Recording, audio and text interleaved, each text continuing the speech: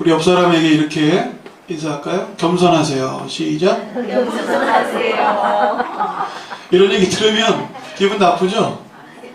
당연한 건데도 불구하고 누군가가 좀 겸손하세요 이렇게 얘기하면 자기가 교만했던 거예요. 그런데도 불구하고 겸손하라는 말에 마음이 상합니다. 그만큼 우리는 겸손하기가 쉽지 않습니다. 오늘 우리가 읽었던 본문에는 예수님의 겸손이 나타나 있죠. 오늘 본문에서 예수님은 어떻게 자신의 겸손을 드러내셨습니까? 나귀를 타고 예루살렘에 입성하시는 모습을 통해 겸손의 왕이심을 드러내셨어요. 예수님이 태어나실 때 구유에 누이셨죠. 그때부터 이미 예수님은 겸손의 모습을 보이셨어요.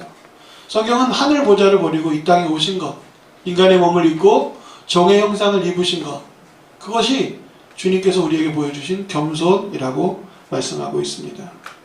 오늘 우리가 읽었던 본문 중에 그는 겸손하여 나귀 곧 멍에 매는 짐승의 새끼를 탔다 하셨습니다. 로마의 개선장군이나 또 로마의 통치자들이 예루살렘에 들어올 때는 항상 말을 타거나 마차를 탔어요. 그 말이 엄청 크지 않습니까? 그리고 그 깃털을 휘날리면 얼마나 휘황찬란하고 멋있는지 몰라요. 그렇게 다 멋있기를 원해요. 그러나 예수님은 호산나 메시아로서 구원자로서 예루살렘에 입성하실 때 나귀를 타셨어요. 그것도 아주 어린 나귀 새끼를 타고 들어가셨던 것을 볼 수가 있습니다. 나귀는 말보다 작죠. 그리고 이렇게 볼품이 없습니다. 머리가 좀 커요. 그래서 이게 타고 다니면 사람이 나귀보다 큰데 그냥 올라탄 것처럼 보이잖아요. 그리고 사진에 보면 짐도 많이 싣습니다. 이처럼 나귀는 짐을 싣고 다니거나 아니면 또 짐과 함께 사람을 싣고 다니는 그런 짐승으로 유대인들에게는 아주 친숙한 동물이었습니다. 이 짐승 가운데에서도 아주 어린, 아직 멍에를 매지 않은 작은 나귀 새끼면 정말 크기도 작고 예수님을 등에 업고 올라가는 모습을 보면 얼마나 힘겨워했을까요? 그죠?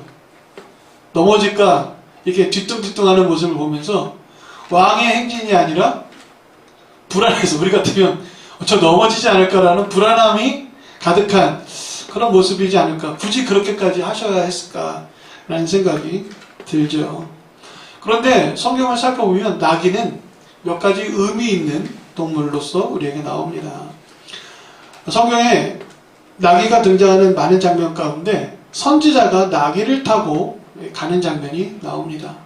작은 글씨여서 안 보이는데 제가 설명을 드릴게요. 이스라엘이 이제 가나안 땅을 정복할 때 그들이 가나안을 바라보는 지역에 정착해 있었고 모압이라는 나라가 발람 선지자를 통해서 이스라엘을 저주하라고 요청합니다. 그러나 거부하죠. 너무나도 강권적인 권위에 이기지 못해서 이제 길을 떠납니다. 내가 축복할지 또 저주해야 될지는 아직 결심하지 못한 상태에서 길을 떠나는데 하나님께서는 떠나지 마라.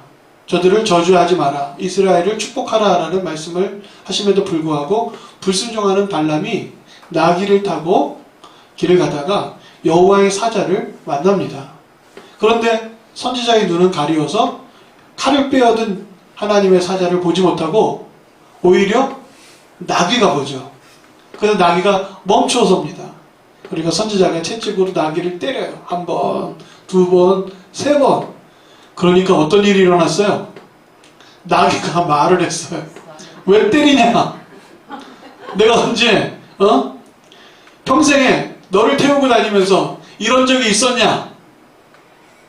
그렇게 나귀가 입을 열어 말을 하면서 이스라엘 백성에게는 선지자가 탄 그 나귀가 그냥 단순한 나귀가 아니라 하나님의 뜻을 전하는 도구로서 또 그렇게 의미를 갖게 되었습니다. 그렇다고 모든 나귀가 선지자가 탄 나귀도 아니고 말할 수 있는 나귀도 아니지만 예수님께서 그 나귀를 타시는 모습을 통해서 겸손의 모습을 보이시고 선지자가 타신 나귀의 모습도 오버랩 되는 거예요.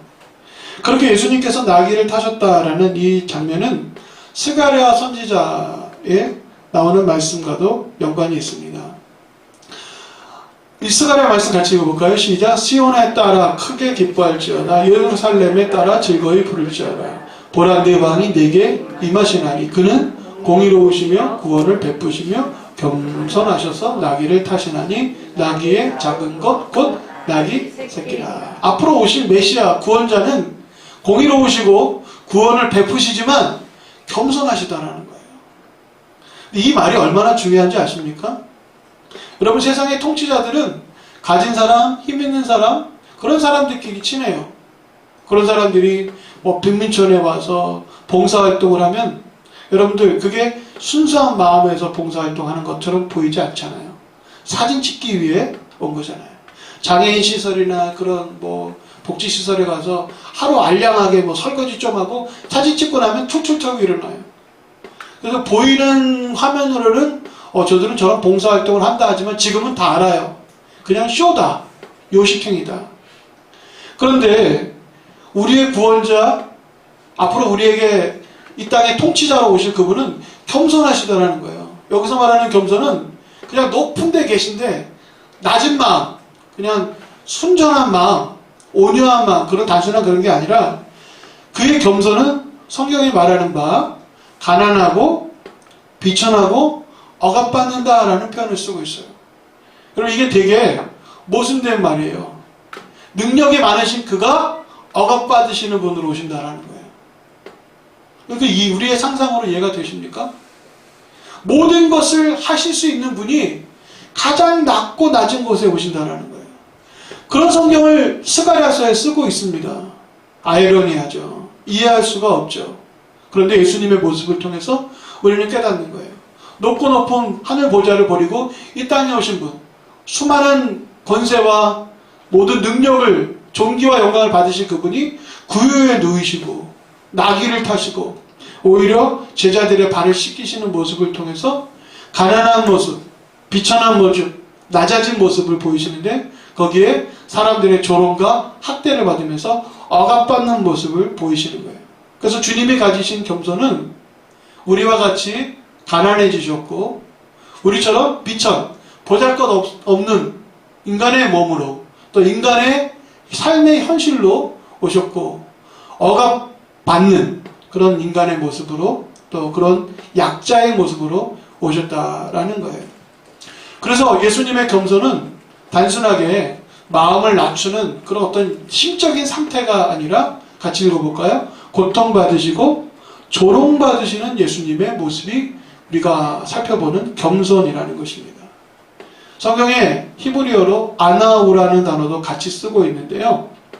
고통과 시련을 통해서 얻어진 겸손, 낮아짐, 교만하지 않고 하나님을 철저하게 의지하는 게 겸손이라고 성경은 말하고 있습니다.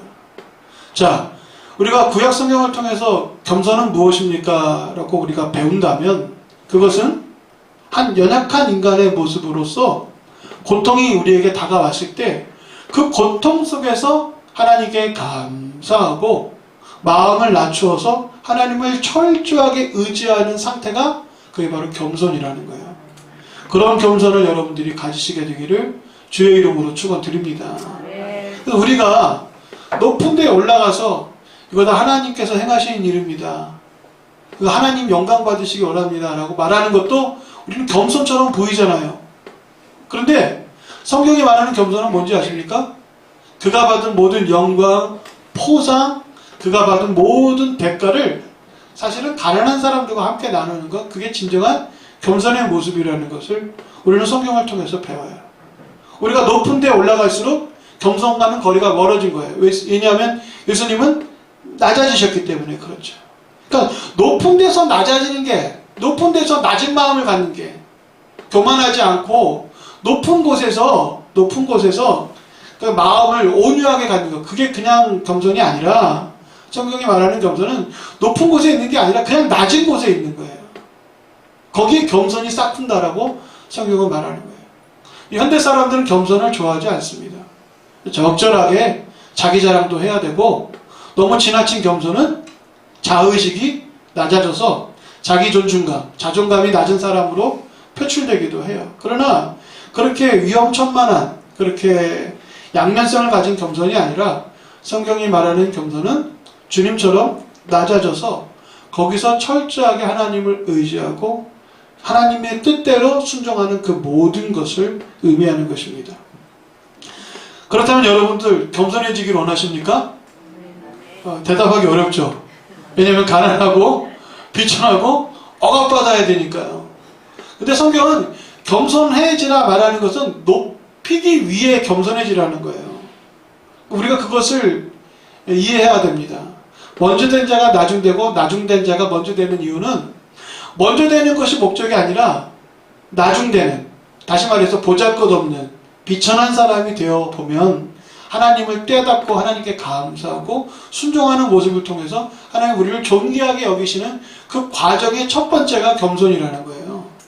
그러니까 겸손을 통해서 하나님께서 우리를 부욕해 하시고 겸손을 통해서 하나님의 능력을 허락해 주십니다.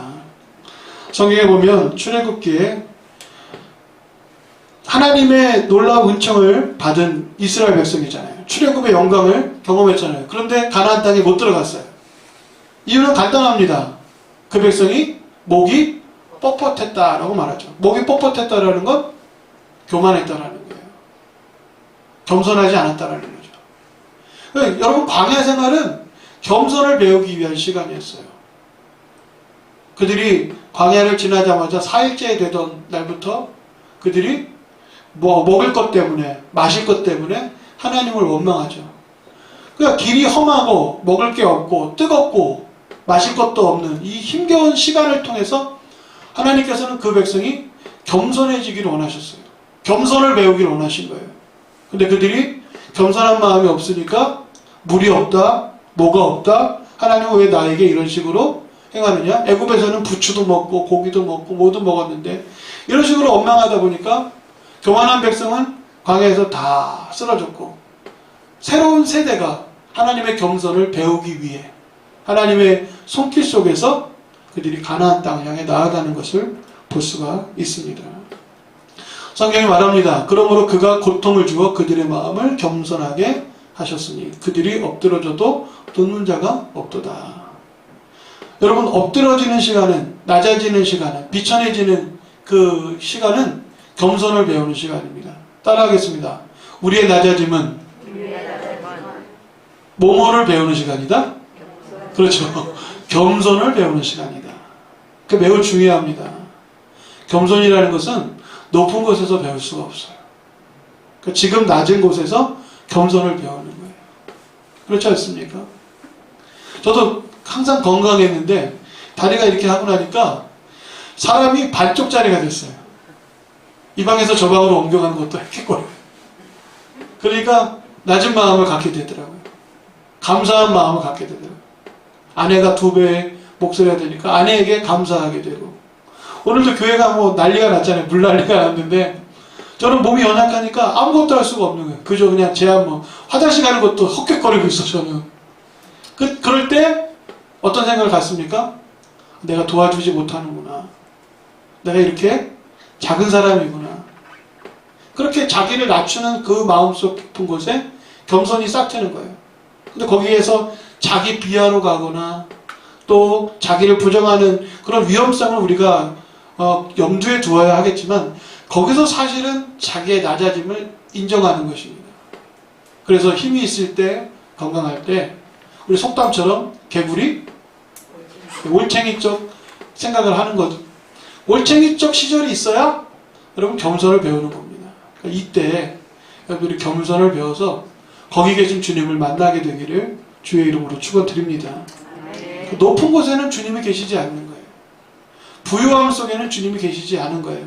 왜냐하면 주님께서 겸손 속에 거기까지 동행하셨어야 만나는 거지, 우리가 권력을 갖고 또 부요를 갖고 또 모든 것을 가진 그런 충만한 가운데 주님은 계시지 않아요. 그러나 낮고 비천하고 가난하고 억압받는 그 속에 주님이 계셨고, 그 속에서 주님이 그들과 함께 하심으로 그들이 하나님의 은총 가운데 회복되는 역사가 일어나게 될 줄로 믿습니다. 그래서 성경은 말합니다. 여호와여 주는 겸손한 자의 소원을 들으셨사오니 그들의 마음을 준비하시며 귀를 기울여 들으신다. 믿으십니까?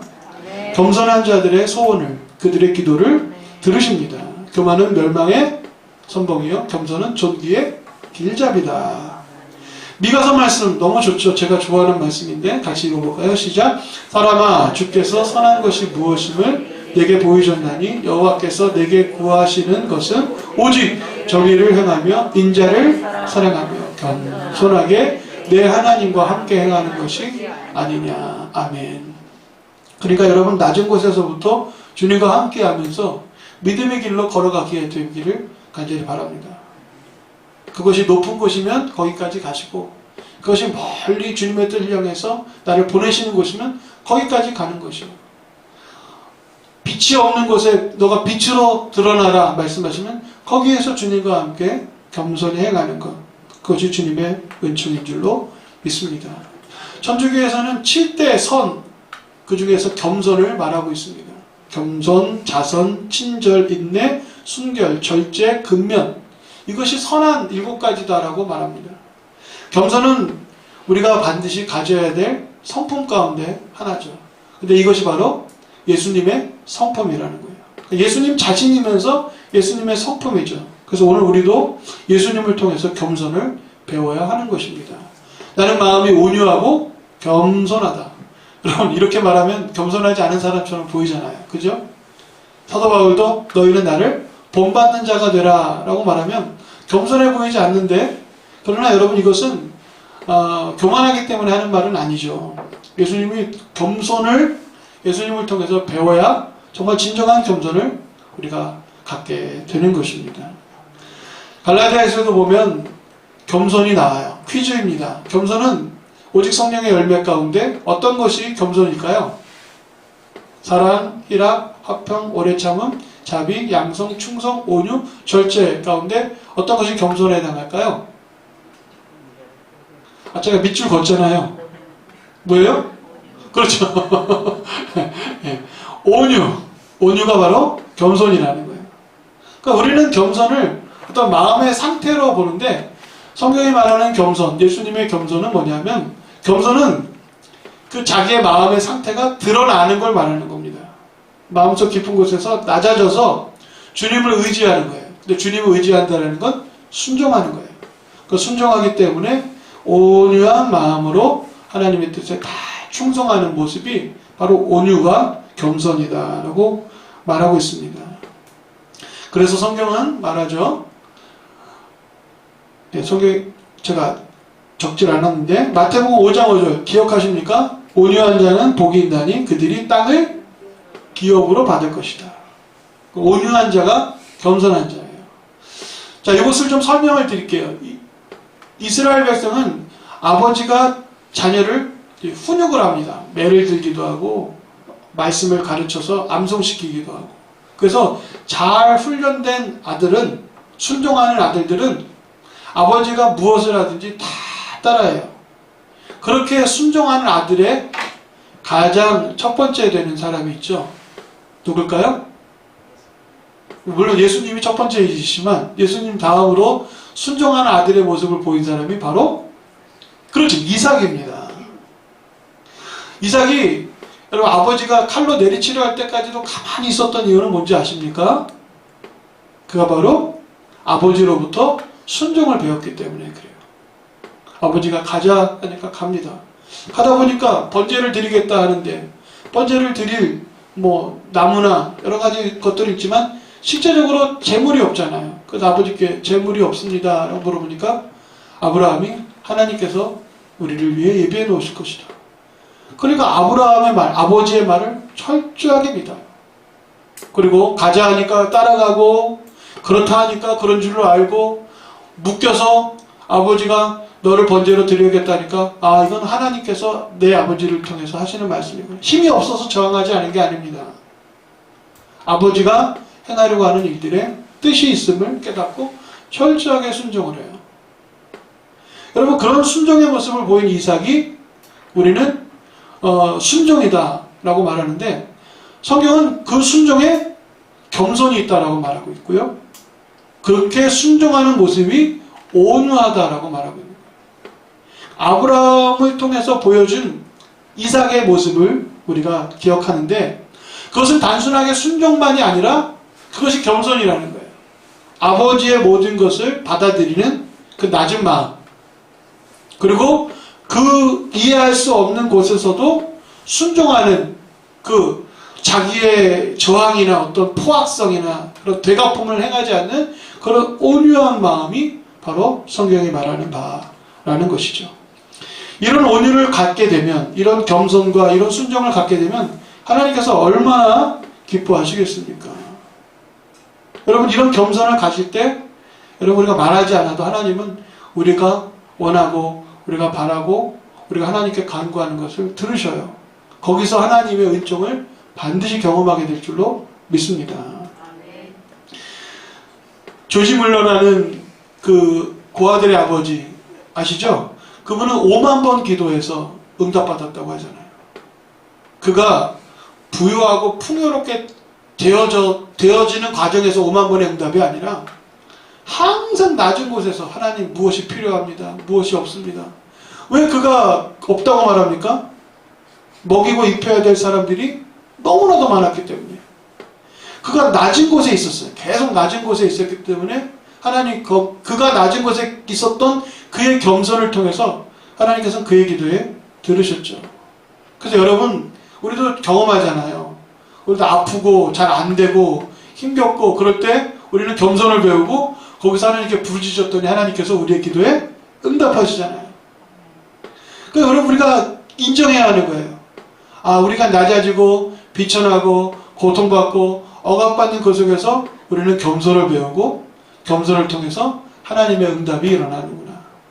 그 겸손을 배우면서 우리는 순종을 배우고 우리는 온유한 사람으로 나아가야겠구나. 예수님은 그렇게 겸손을 통해서 구원을 이루셨어요. 너무 멋있지 않습니까? 예수님께서 낮아지시는 모습을 통해서 우리의 구원을 이루셨어요.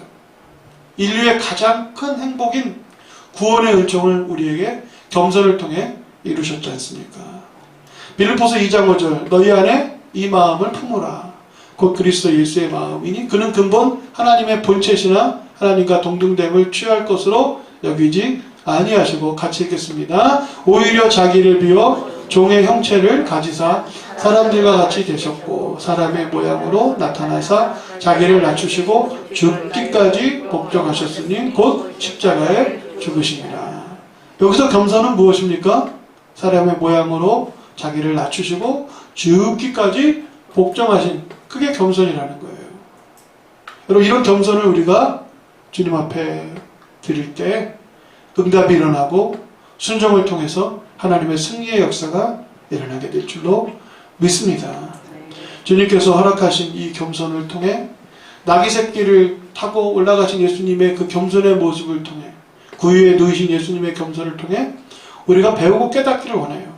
성경은 주님께서 보이신 이 겸손을 통해서 나귀 주인이 그리고 순종하는 모습을 보이지 않습니까?